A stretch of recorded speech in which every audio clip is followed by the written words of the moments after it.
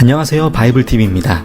지난 영상에 이어 성경 속 식물들이 우리가 생각하는 것과는 상당히 다를 수 있다는 것에 대해 이야기를 하고자 합니다. 여러분들은 한 번쯤은 예수님의 탄생을 축하하기 위해 온 동방박사들의 세 가지 선물에 대해 들어보신 적이 있으실 겁니다.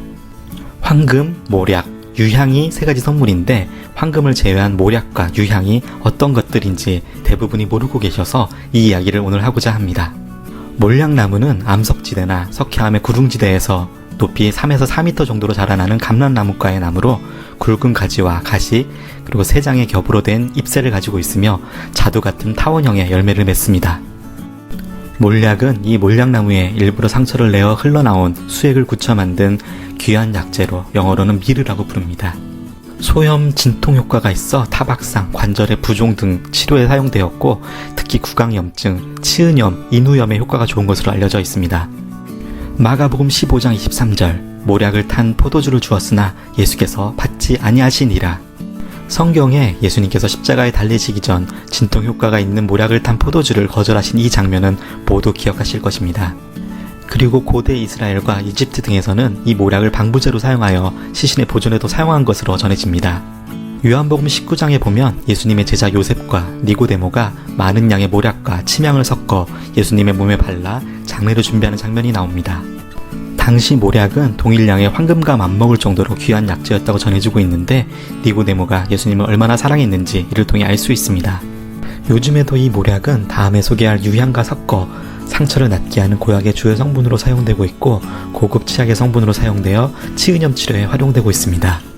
모략과 함께 동방박사가 선물로 가져온 유향은 소말리아 등 아프리카가 원산지인 감람나무과의 유향나무에 상처를 내어 얻어지는 유백세 또는 갈색의 진액을 굳혀 만든 약재로 주로 재래의식의 향을 내는 데 사용했다고 합니다.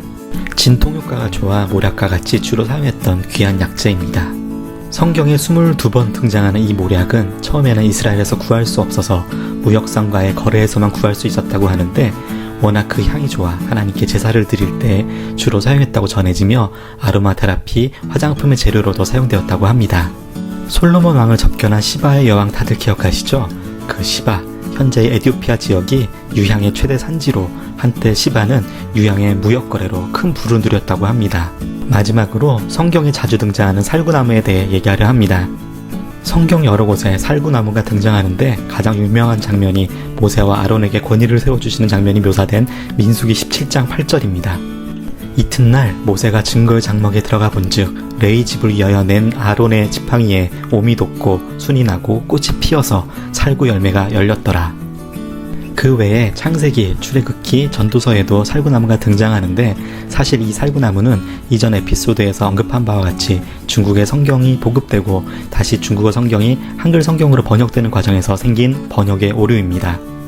원래는 아몬드 나무인데 아몬드 나무가 중국과 우리나라에는 존재하지 않아서 이를 꽃이 유사한 살구나무로 표기한 것입니다. 사실 살구나무와 아몬드 나무는 완전히 다른 나무라서 다음 성경 개정 시 꼭 반영되기를 많은 사람들이 기대하고 있습니다. 오늘 이야기 어떠셨나요? 성경 속 식물 이야기 오늘도 역시 재밌었죠? 나머지 성경 속 재밌는 식물 이야기는 다음에 기회가 되는 대로 추가로 소개하도록 하겠습니다. 더 좋은 콘텐츠를 만들 수 있도록 구독과 좋아요 잊지 말아주세요. 감사합니다.